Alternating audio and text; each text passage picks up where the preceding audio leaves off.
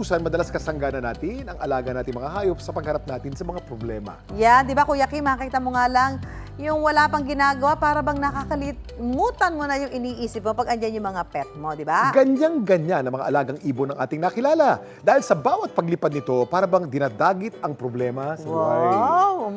Yan ang kwentong inalam ni Darlene Kai.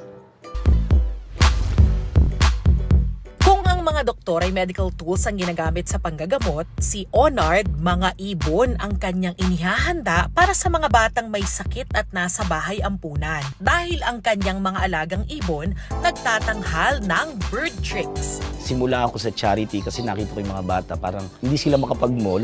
Then ang naisip ko, ako na lang ang pupunta sa kanila para mapasaya ko naman yung mga bata. Ang mga lovebird ni Onard na si Charity, Krista, Buddy, Cloud at Luna, caring-carry na dumaan sa mga obstacle course, mag-basketball, exercise at mag-impok. Ang ibon, bago natin alagaan, dapat inakay pa lang para humaba po yung bonding. Ang bonding na ito ang magiging daan para magkaroon ng tiwala at sumunod ang mga ibon sa kanya. Meron din siyang medium-sized birds gaya ng Indian ringneck at conure na bukod sa tricks ay friendly at perfect for picture taking. Self-taught si Onard pagdating sa pagtuturo ng bird tricks. Sumusunod sila doon sa syringe. Parang napansin ko na madaling turuan. Nag-aralan ko lang po siya, doon siya sumusunod kasi hinahabol niya yung pagkain. Reward system o pagbibigay ng pagkain sa ibon ang ginagawa niya para mapasunod ito. Pag ayaw po sumunod, baka po minsan busog na.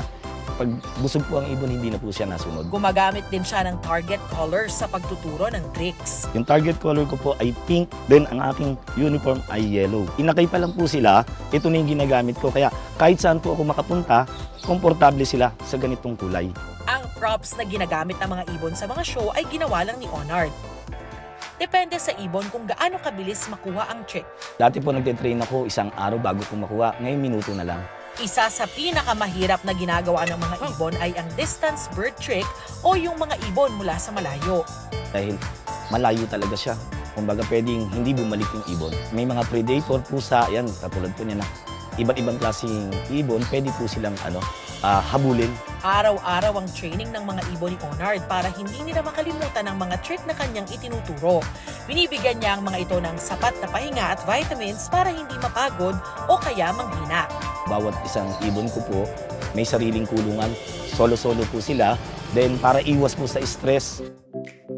Photographer si Onard. Pero kapag may naghanap ng performer sa mga birthday party o ibang okasyon, ready siya para sa mga bird show.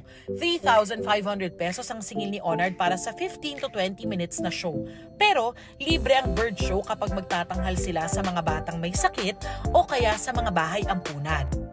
Naisipan ko na na ibigay na lang yung sa kanila yung kasiyahan kasi nga alam ko naman na lalo na yung mga homeless, yung mga bata, gusto ko mapasaya talaga sila.